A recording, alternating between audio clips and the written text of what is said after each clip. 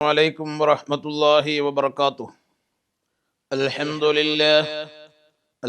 لله رب العالمين، والصلاة والسلام على سيدنا محمد أرسله إلى كافة الخلق لإظهار الإيمان، وعلى آله وصحابه الذين جاهدوا بإزالة الكفر والطغيان.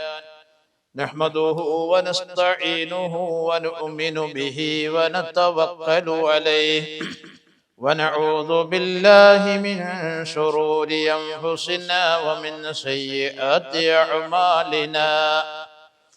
من يهده الله فلا مضل له ومن يضلله فلا هادي له، ونشهد أن لا إله إلا الله وحده لا شريك له، ونشهد أن محمدا عبده ورسوله أرسله بالهدى ودين الحق ليظهره على الدين كله ولو كره المشركون. أما بعد، رب اشرح لي صدري ويسر لي أمري واحلل عقدة من لساني يفقهوا قولي. اللهم اجعل نصيحتنا نصيحة مؤثرة في قلوب الناس. ബഹുമാനമുള്ള മുഅ്മിനീങ്ങളെ, സഹോദരങ്ങളെ, അല്ലാഹു സുബ്ഹാനഹു വ തആല വിശുദ്ധമായ റമദാനും റമദാനിലെ മുഴുവൻ സുഹൃത്തുക്കളും സ്വീകരിക്കുമാറാവട്ടെ. വിശുദ്ധമായ റമദാനിൽ അള്ളാഹു റബ്ബുൽ ഇസ്സത്ത് അവൻ്റെ മഗ്ഫിറത്ത് കൊണ്ട്, മർഹമത്ത് കൊണ്ട്, നരകമോചനം കൊണ്ട്, സ്വർഗപ്രവേശനം കൊണ്ട് കടാക്ഷിക്കുന്ന മുഴുവൻ വിശ്വാസികളും അള്ളാഹു നമ്മെ, നമ്മുടെ അഹ്ലുകാരെ, നമുക്ക് വേണ്ടപ്പെട്ടവരെ പെടുത്തി സഹായിക്കട്ടെ എന്ന് വളരെ ആത്മാർത്ഥമായിട്ട് ഞാൻ പ്രാർത്ഥിക്കുകയാണ്. നമ്മൾ കഴിഞ്ഞ ദിവസം സംസാരിച്ചു വെച്ചത്, മുഅ്മിനീങ്ങളെ സംബന്ധിച്ചിടത്തോളം അള്ളാഹു നൽകുന്ന ആയുസ് വളരെ പ്രാധാന്യമുള്ളതാണെന്നും അതോടെ വിശുദ്ധമായ റമദാനിൽ പ്രവേശിക്കാനുള്ള അവസരം കിട്ടുക എന്നുള്ളത് അതിലേറെ പ്രധാനപ്പെട്ടതാണെന്നൊക്കെ നമ്മൾ സംസാരിച്ചു വെക്കുകയുണ്ടായി. ഒരു മനുഷ്യനെ സംബന്ധിച്ചിടത്തോളം അവന് കിട്ടുന്ന ആയുസ്സിൽ നന്മകൾ ചെയ്യാനുള്ള ഭാഗ്യം കിട്ടുക എന്നുള്ളതും തിന്മയിൽ നിന്നും മാറി നിൽക്കാൻ ഒരവസരമുണ്ടാവുക എന്നുള്ളതും വിശ്വാസി സമൂഹത്തെ സംബന്ധിച്ചിടത്തോളം വിലപ്പെട്ട മുതലാണ് എന്നൊക്കെ നമ്മൾ സംസാരിച്ചു വെക്കുകയുണ്ടായി. അതുപോലെ തന്നെ രണ്ടാമതായി നമ്മൾ ശ്രദ്ധിക്കേണ്ട ഒരു കാര്യം എന്ന് പറയുന്നത്, ഈ വിശുദ്ധമായ റമദാനിൽ നാം എല്ലാ തിന്മകളിൽ നിന്നും, ഇന്നലെ നമ്മൾ പറഞ്ഞു, പ്രാർത്ഥന നിരന്തരമായി ഉണ്ടാകണം. പ്രാർത്ഥനയാണ് ഒരു മുഅ്മിനെ സംബന്ധിച്ചിടത്തോളം അവൻ്റെ ഏറ്റവും വലിയ ആയുധം എന്നൊക്കെ നമ്മൾ പറഞ്ഞു. നബി സല്ലല്ലാഹു അലൈഹി വസല്ലമ തങ്ങൾ നിരന്തരമായി റമദാനിലേക്ക് എത്താനും എത്തിയാൽ അതിൽ ധാരാളം സുഹൃത്തുക്കളിൽ പങ്കാളികളാകാനും പങ്കാളിത്തത്തിന് അവസരം കിട്ടാനൊക്കെ വല്ലാതെ മനമുരുകി പ്രാർത്ഥിച്ച സംഭവവും നമ്മൾ ഇന്നലെ ഉണർത്തുകയുണ്ടായി. അതായത് വിശുദ്ധമായ റമദാനിൽ മുന്നൊരുക്കത്തിൻ്റെ ഭാഗമായി, അതായത് തുടക്കമാണ്, വിശുദ്ധമായ റമദാനിൻ്റെ ഒരു ദിവസമാണ് നമ്മൾ നിന്നും കടന്നു പോയിട്ടുള്ളത്. ഒന്നോ രണ്ടോ ദിവസങ്ങളിലാണ് നമ്മൾ, രണ്ടാമത്തെ ദിവസത്തിലാണ് നമ്മളുള്ളത്. ഇത് രണ്ട് കാര്യം നമ്മളിവിടെ പൂർത്തിയാക്കേണ്ടതുണ്ട്. ഒന്ന് തഹ്ലിയത്താണ്. തഹ്ലിയത്ത് എന്ന് പറഞ്ഞാൽ ഒഴിവാകുക, നമ്മൾ ശുദ്ധമാക്കണം, മനസ്സ് ശുദ്ധമാക്കണം എന്നുള്ളതാണ് തഹ്ലിയത്ത് എന്ന് പറയാം. അറബി ഭാഷയിൽ പറഞ്ഞാൽ തഹ്ലിയത്ത്.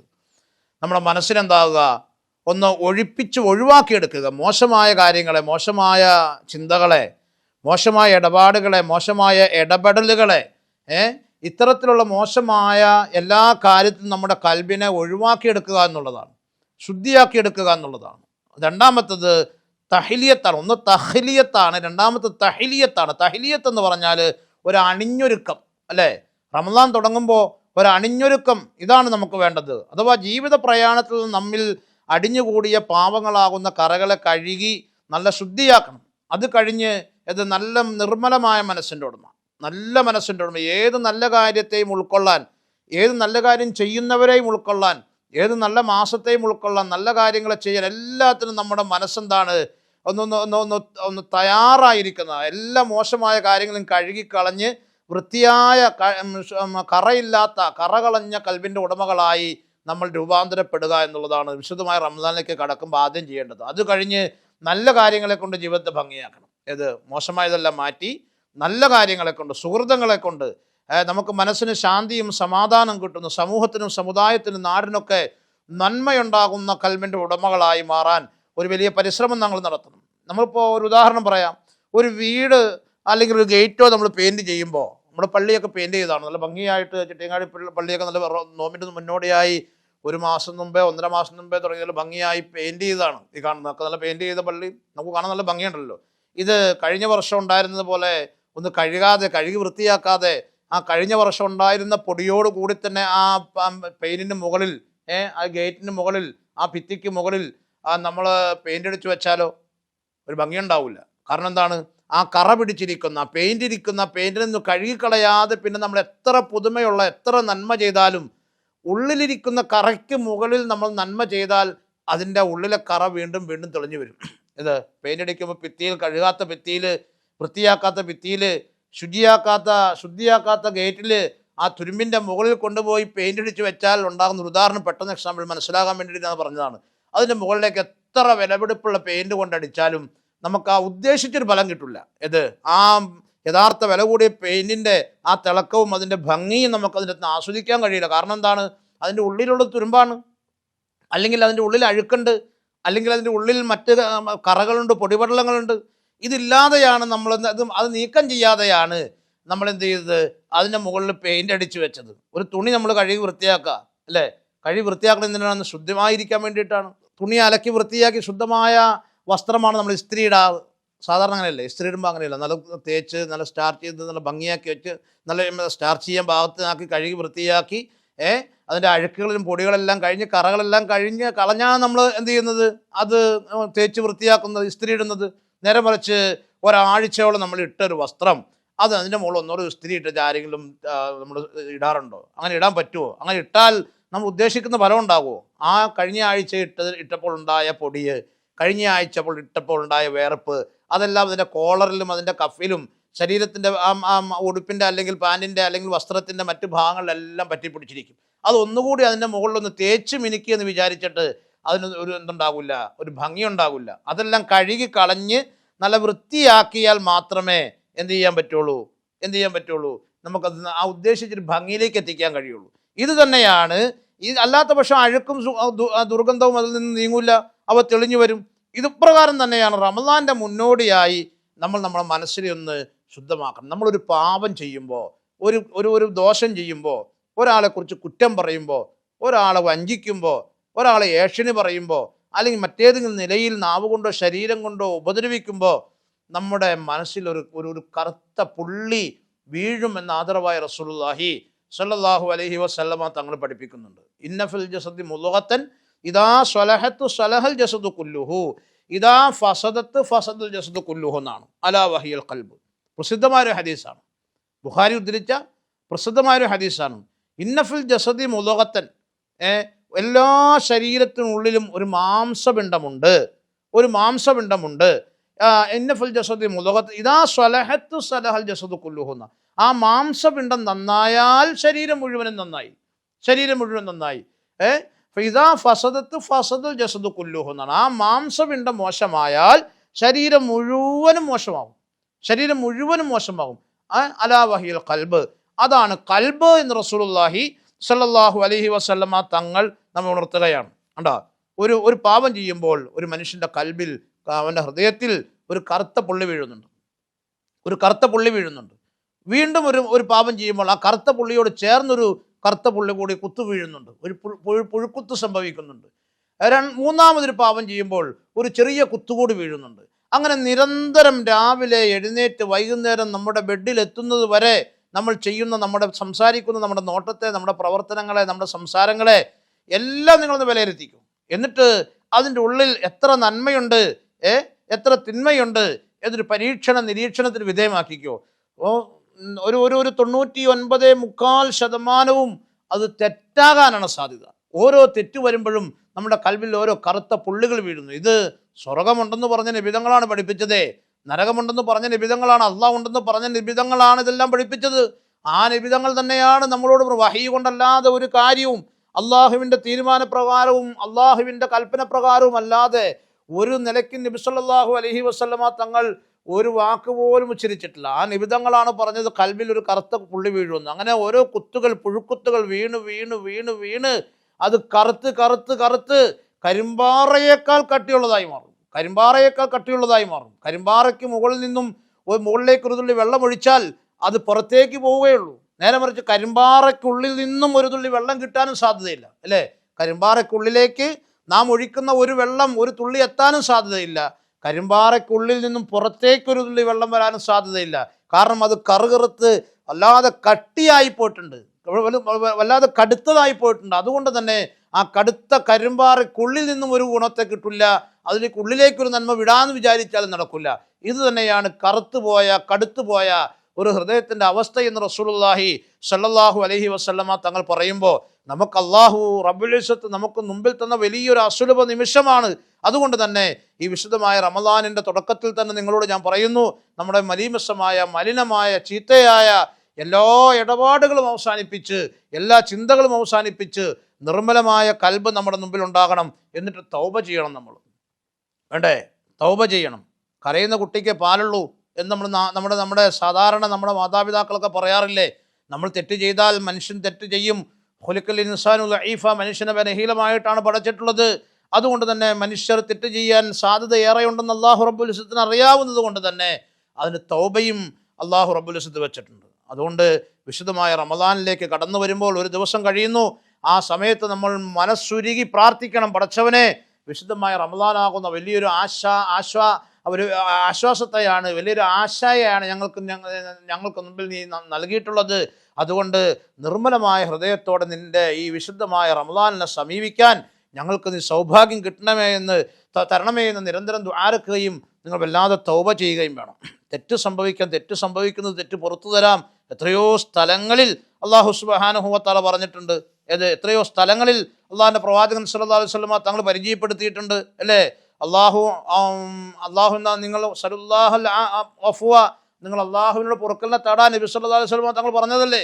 ഖുർആൻ എത്രയോ സ്ഥലങ്ങളിൽ പറഞ്ഞു, നിങ്ങൾ അള്ളാഹു ഗഫൂർ റഹീമാണ്, അവൻ ഗഫൂറാണ്, റഹീമാണ്, പുറത്തു തരുന്നവനാണ്. ഇങ്ങനെ നിരന്തരം അല്ലാഹു സുബ്ഹാനഹു വ തആല പറയുന്നത്. അതുകൊണ്ട് ഒരു ഇടുങ്ങിയ ചിന്താഗതി, ഒരു കുടുസായ ചിന്താഗതി, ഒരു സങ്കുചിത വീക്ഷണം വേണ്ട. എൻ്റെ റബ്ബ് ഇത്രയും കാലഘട്ടം ഞാൻ തോന്നിവാസിയായി ജീവിച്ചു, ഇത്രയും കാലഘട്ടം ഞാൻ വഴികേടിലായി ജീവിച്ചു, ഇത്രയും കാലഘട്ടം ഞാൻ അബദ്ധസഞ്ചാരം നടത്തി, ഇനി എൻ്റെ പടച്ചതമ്പുരാൻ റമദാൻ വന്നു എന്ന് വിചാരിച്ചിട്ട് എനിക്ക് പുറത്തു തരുമോ? ഈ ഒരു ചിന്താഗതി എൻ്റെ സഹോദരങ്ങളെ മാറ്റിവെക്കണം. അല്ലാഹു റബ്ബുൽ ഇസ്സത്ത് പുറത്തു തരുന്നവനാണ്. അവൻ്റെ പൊറുക്കലിൻ്റെ മഗ്ഫിറത്തിൻ്റെ ബാവിനെ വിശുദ്ധമായ റമദാനിൽ മലർക്ക തുറന്നിട്ടിരിക്കുകയാണ്. അല്ലാതെ തന്നെ പുറത്തു തരുന്നവൻ വിശുദ്ധമായ റമദാനിൽ പ്രത്യേകിച്ച് അവൻ്റെ അടിമകൾക്ക് അവൻ്റെ സംഭവിച്ചു പോയ തെറ്റുകളെ കഴുകി വൃത്തിയാക്കി നല്ല ശുദ്ധമുള്ള സംശുദ്ധമായ കണ്ണാടിച്ചില്ല് പോലെയുള്ള അവൻ്റെ ഹൃദയത്തെ വാർത്തെടുക്കാനുള്ള അവസരം അല്ലാഹു റബ്ബുൽ ഇസ്സത്ത് മുമ്പിൽ തന്നിട്ട് പടച്ചതമ്പുരാൻ പറയുകയാണ്, എൻ്റെ പടപ്പുകളെ, എൻ്റെ വിശ്വാസികളെ, എൻ്റെ വിശ്വാസി സമൂഹമേ, നിങ്ങൾ എന്നോട് ചോദിക്കുക, നിങ്ങൾക്ക് ഞാൻ മറുപടി തരാം. നിങ്ങൾ എന്നോട് പൊറുക്കലിനെ ചോദിക്ക്. നിങ്ങൾ ചെയ്തു പോയ തെറ്റിനെക്കുറിച്ച് നിങ്ങൾ മാപ്പപേക്ഷിക്ക്. കാക്ക തൗബ ചെയ്താൽ പോരാ. കാക്ക തൗബയല്ല. കാക്ക എന്തെങ്കിലുമൊക്കെ മലിന വസ്തുക്കൾ ചുണ്ടുകൊണ്ട് കൊത്തിയെടുത്ത് അത് ആവശ്യത്തിന് കഴിച്ചതിന് ശേഷം മരക്കൊമ്പിൽ പോയിരുന്ന് തട്ടിമുട്ടി മോശമായി പോയി എന്നുള്ള ചിന്തയിൽ, ഇനി കഴിക്കില്ല എന്നുള്ള ചിന്തയിൽ ചുണ്ടുകൊണ്ട് അങ്ങോട്ടും ഇങ്ങോട്ടും തട്ടുന്നത് പോലെ ഇങ്ങനെ നിരന്തരം തെറ്റുകൾ ചെയ്തുകൊണ്ടിരിക്കുകയും അത് മോശമാണെന്ന് മനസ്സിലാക്കുകയും അതിനിടയിൽ തൗബ ചെയ്യുകയും വീണ്ടും അവസരം കിട്ടിയാൽ തെറ്റ് ചെയ്യുകയും ചെയ്യുന്ന ഒരു കാക്കത്തോബയെക്കുറിച്ചല്ല പറഞ്ഞത്. മനസ്സറിഞ്ഞ് മനസ്സ് വിങ്ങിപ്പൊട്ടി ചെയ്തു പോയ തെറ്റിൻ്റെ പേരിൽ നിങ്ങൾ നിരന്തരം പ്രാർത്ഥിക്കണം, തൗബ ചെയ്യണം. കാരണം നിങ്ങളുടെ തൗബയെ പടച്ചതമ്പുരാൻ വല്ലാതെ പ്രതീക്ഷിക്കുകയാണെന്നാണ് പറഞ്ഞത്. വല്ലാതെ പ്രതീക്ഷിക്കുകയാണ്. മുസ്ലിം റിപ്പോർട്ട് ചെയ്തൊരു ഹദീസ് ഞാൻ പറഞ്ഞുതരാം. അല്ലാഹു അശദ്ദു ഫറഹം ബി തൗബത്തി അബ്ദിഹി ഹീന യതൂബു ഇലൈഹി എന്നാണ് പറഞ്ഞത്. അതായത് അള്ളാഹു വലിയ സന്തോഷമുള്ളവനാണ്. അങ്ങനെയാണ് അശദ്ദു ഫറഹൻ, വലിയ സന്തോഷം എന്നുള്ള വാക്കിനർത്ഥം, അറബി വാക്കിനർത്ഥേ സന്തോഷം എന്നല്ല, അശദ്ദു ഫറഹൻ വലിയ സന്തോഷം എന്നാണ് അർത്ഥം. അള്ളാഹു അശദ്ദു ഫറഹൻ വലിയ സന്തോഷവാനാണ്. ബി തൗബത്തി അബ്ദിഹി ഹീന യതൂബു ഇലൈഹി. കണ്ടോ, ഒരു അടിമ അവൻ തൗബ ചെയ്യേണ്ടതുപോലെ മാനസികമായി അതിനെ ഉൾക്കൊണ്ടുകൊണ്ട് ചെയ്തു പോയ തെറ്റിൽ നിന്ന് മാറി നിന്ന് അതിൻ്റെ പേരിൽ പശ്ചാത്തപിച്ചു മടങ്ങി അതിൻ്റെ പേരിൽ അള്ളാഹുവിനോട് കണ്ണീരൊലിപ്പിച്ച് കൽബ് പൊട്ടി ഒരു മനുഷ്യൻ അള്ളാഹുവിനോട് തൗബ ചെയ്യുമ്പോൾ അള്ളാഹു വലിയ സന്തോഷവാനാണ്. എന്നിട്ട് മുത്ത് റസൂലുള്ളാഹി സ്വല്ലല്ലാഹു അലൈഹി വസല്ലമ തങ്ങൾ പറയുകയാണ് മിൻ അഹദിക്കും കാന അലാ റാഹിലത്തിഹി. ഒരു ഉദാഹരണം പറയാൻ നബി, അള്ളാഹു തൗബ ചെയ്യുന്ന വിഷയത്തിൽ വലിയ സന്തോഷവാനാണെന്ന് പറഞ്ഞിട്ട് അതിനെക്കുറിച്ചൊരു ഉപമ നബി സല്ലല്ലാഹു അലൈഹി വസല്ലമ തങ്ങൾ പറയുകയാണ്, കാന അലാ റാഹിലത്തി, ഒരു മനുഷ്യൻ, മിൻ അഹദിക്കും, നിങ്ങൾ എന്നൊരു മനുഷ്യൻ, കാന അലാ റാഹിലത്തി, അയാളുടെ വാഹനത്തിന് മുകളിലാണ്, അയാളുടെ വാഹനത്തിന് മുകളിലാണ്. നബി തങ്ങളുടെ കാലഘട്ടത്തിൽ വാഹനം എന്നൊക്കെ പറയുന്നത് ഇന്നോവയോ അല്ലെങ്കിൽ മറ്റേതെങ്കിലും തരത്തിലുള്ള വാഹനങ്ങളൊന്നും അല്ല. അന്ന് ഒട്ടകമോ കഴുതയോ കുതിരയോ അങ്ങനെയുള്ള വാഹനങ്ങളാണുള്ളത്. അങ്ങനെ വാഹനത്തിന് പുറത്താണ് ഇരിക്കുന്നത്. ബി അർളിൻ ഫലാത്തിൻ, ഒരു മരുഭൂമിയിലൂടെ അവൻ ആ വാഹനത്തിന്റെ പുറത്ത് അവൻ്റെ ഭക്ഷണ സാധനങ്ങളൊക്കെ വെച്ചിങ്ങനെ യാത്ര ചെയ്യുകയാണ്. ഫംഫലത്തത് മിൻഹു വഅലൈഹാ തആമുഹു വശറാബുഹു. അങ്ങനെ അവൻ്റെ വാഹനം അവൻ്റെ കയ്യിൽ നഷ്ടപ്പെട്ടു പോയി എന്ന് പറഞ്ഞാൽ ഒരു സ്ഥലത്ത് വിശ്രമിക്കാൻ വേണ്ടിയിരുന്ന സമയത്തായിരിക്കാം. അവൻ്റെ വാഹനം എന്ത് ചെയ്തു? അവൻ്റെ കണ്ണു മുമ്പിൽ നിന്നും വിട്ടുപോയി, കാണാനില്ല. വഅലൈഹാ തആമുഹു വശറാബുഹു, കുടിക്കാനുള്ള വെള്ളവും ഭക്ഷണവും ഒക്കെ ആ വാഹനത്തിന് മുകളിലാണ്, കുതിരയ്ക്ക് പുറത്താണ് അല്ലെങ്കിൽ ഒട്ടകത്തിന് പുറത്താണുള്ളത്. ഫഅയ്സ മിൻഹാ, അങ്ങനെ അവൻ ആകെ നിരാശനായി. കാരണം എന്താണ്? കുടിക്കാനുള്ള വെള്ളം ആ ഒട്ടകത്തിൻ്റെ പുറത്തായിരുന്നു, കഴിക്കാനുള്ള മരുന്ന് ഒട്ടകത്തിൻ്റെ പുറത്തായിരുന്നു, കഴിക്കാനുള്ള ഭക്ഷണം ഒട്ടകത്തിൻ്റെ പുറത്തായിരുന്നു, ഉടുത്താനുള്ള വസ്ത്രം അത് ഒട്ടകത്തിൻ്റെ പുറത്തായിരുന്നു, വേണ്ടതെല്ലാം ഒട്ടകത്തിൻ്റെ പുറത്തായിരുന്നു. മണലാരുണ്യം, കണ്ണെത്താ ദൂരത്തെ, സൗദി അറേബ്യയിലൊക്കെ മണലാരുണ്യം അറിഞ്ഞൂടെ? ഇപ്പം അതിന് നടുക്കുന്ന പോയി നിന്നിട്ട് അങ്ങോട്ടും ഇങ്ങോട്ടും നോക്കിയാൽ കണ്ണെത്താ ദൂരം വരെ കിടക്കണം. ഏത് ഭാഗമാണ്, ഏത് കിഴക്കേത് വടക്കേത് തെക്കേത് പടിഞ്ഞാറ് എന്ന് മനസ്സിലാകാതെ അങ്ങോട്ടും ഇങ്ങോട്ടും ഓടാമെന്നതിനപ്പുറത്തേക്ക് ഒന്നും ചെയ്യാൻ കഴിയില്ല. ആ നിലയിലാണ് ഈ അവിടുത്തെ മണലാരുണ്യം എന്ന് പറയുന്നത്. ആ മണലാരുണ്യത്തിൻ്റെ ഒത്ത നടുവിൽ തൻ്റെ ഭക്ഷണപാനീയങ്ങളെല്ലാം വെച്ച വാഹനമാകുന്ന ഒട്ടകം പുറപ്പെട്ടു പോയി. അങ്ങനെ ഫത്താ ഷജറത്തിന്, അവർ വൃക്ഷത്തിൻ്റെ ചുവട്ടിൽ അങ്ങനെ പോയിരിക്കുകയാണ്. ഉണ്ടോ? ഒരു വൃക്ഷത്തിൻ്റെ ചുവട്ടിൽ അങ്ങനെ പോയിരിക്കുകയാണ്. അങ്ങനെ പോയിരുന്നപ്പോൾ അങ്ങനെ വൃക്ഷത്തിൻ്റെ ചുവട്ടിൽ അങ്ങനെ വിശ്രമിച്ച് ആ നിരാശനായി അങ്ങനെ വിശ്രമിച്ചിരിക്കുക. കത് ഐസമിൻ റാഹിലത്തി, അങ്ങനെ അവൻ്റെ വാഹനം പോയ നിരാശയുണ്ട്, ആകെ തളർന്ന് വിഷമിച്ച് പ്രയാസപ്പെട്ട് കുടിക്കാൻ വെള്ളമില്ലാതെ കഴിക്കാൻ ഭക്ഷണമില്ലാതെ ഒരു വൃക്ഷത്തിൻ്റെ ചുവട്ടിൽ അങ്ങനെ വിശ്രമിച്ചു. അങ്ങനെ ഇരിക്കുന്ന സമയത്താണ് അങ്ങനെ നോക്കിയിരിക്കുമ്പോണ്ട ആ മനുഷ്യൻ്റെ അടുത്ത് ഖായിമത്തൻ ഇൻദഹു, അവൻ്റെ ഒട്ടകം, അവൻ്റെ വാഹനം കണ്ണു തുറന്നപ്പോൾ മയങ്ങി ഇങ്ങനെ ഒന്ന് എഴുന്നേറ്റ് കണ്ണു തുറന്ന് നോക്കുമ്പോൾ അവൻ്റെ മുമ്പിൽ അവൻ്റെ ഭക്ഷണമുണ്ടായിരുന്ന, അവൻ്റെ വസ്ത്രമുണ്ടായിരുന്ന, മരുന്നുണ്ടായിരുന്ന, കുടിവെള്ളമുണ്ടായിരുന്ന അവൻ്റെ വാഹനം വന്നിട്ട് അവൻ്റെ മുമ്പിൽ നിൽക്കുകയാണ്. എന്തൊരു സന്തോഷമായിരിക്കും അല്ലേ? ആലോചിച്ച് നോക്കിയേ, എന്തൊരു സന്തോഷമായിരിക്കും.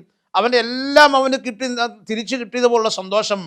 ഫഅഖദ ബിഖിതാമിഹ, അങ്ങനെ ആ ഒട്ടകത്തിൻ്റെ വാഹനത്തിൻ്റെ കയറിൽ അവൻ പെട്ടെന്ന് ചാടി ഇങ്ങ് പിടിക്കുകയാണ്. എന്നിട്ട് ആ മനുഷ്യൻ പറഞ്ഞു, സുമ്മ കാലം മിൻ ശിദ്ദത്തി ഫറഹി, വലിയ സന്തോഷം കൊണ്ട്, വലിയ സന്തോഷത്താൽ അവൻ പറയുകയാണ്, അല്ലാഹുമ്മ അന്ത അബ്ദി വാന റബ്ബുക അഖ്ത മിൻ ശിദ്ദത്തി ഫറഹി. കണ്ടോ? അവൻ ചാടി പറഞ്ഞു, സന്തോഷം കൊണ്ട് ആ ഒട്ടകത്തിൻ്റെ കയറിലിങ്ങനെ ചാടി പിടിച്ചിട്ട് ആ മനുഷ്യൻ പറഞ്ഞു, പടച്ചവന് നീ എൻ്റെ അടിമയാണ്. അങ്ങനെ പറഞ്ഞത്, നീ എൻ്റെ അടിമയാണ്, ഞാൻ നിൻ്റെ യജമാനനാണ്. നേരെ തിരിച്ചായിരുന്നു പറയേണ്ടത്, ഞാൻ നിൻ്റെ അടിമയും നീ എൻ്റെ യജമാനനുമാണെന്നാണ് പറയേണ്ടത്. പക്ഷെ സന്തോഷത്തിൻ്റെ ആധിക്യത്താൽ ആ മനുഷ്യൻ പറഞ്ഞുപോയി, നീ എൻ്റെ അടിമയും ഞാൻ നിൻ്റെ യജമാനനുമാണെന്ന് അറിയാതെ ആ മനുഷ്യൻ പറഞ്ഞുപോയി. ആ മനുഷ്യനുണ്ടാകുന്ന സന്തോഷത്തെക്കാൾ സന്തോഷമായിരിക്കും ഒരു വിശ്വാസി അവൻ്റെ രക്ഷിതാവിലേക്ക് തൗബ ചെയ്ത് മടങ്ങുമ്പോൾ ഉണ്ടാവുക. പ്രത്യേകിച്ച് റമദാനിലാകുമ്പോൾ അതിന് വലിയ പ്രാധാന്യവും അള്ളാഹുവിന് വലിയ താല്പര്യമുണ്ട്. ആ ഒരു അസുലഭ നിമിഷത്തിലാണ് നമ്മളുള്ളത്. അതുകൊണ്ട് റമദാൻ്റെ മുന്നോടിയായി 1-2 ദിവസം കഴിഞ്ഞു വരുമ്പോൾ തീർച്ചയായും ശുദ്ധമായ മനസ്സിൻ്റെ ഉടമകളാകാൻ ആത്മാർത്ഥമായി പ്രാർത്ഥിക്കുന്ന തൗബ ചെയ്യുന്നവരായി എൻ്റെ വിശ്വാസി സമൂഹം മാറണം. ബാക്കിയുള്ള നോമ്പിലേക്ക് ഈ കരുത്താർജിച്ച ഈമാനോടെ മുന്നോട്ട് പോകാൻ നമുക്ക് കഴിയട്ടെ എന്ന് ആത്മാർത്ഥമായി പ്രാർത്ഥിച്ചുകൊണ്ട് നിർത്തുന്നു. അസ്സലാമു അലൈക്കും വറഹ്മത്തുള്ളാഹി.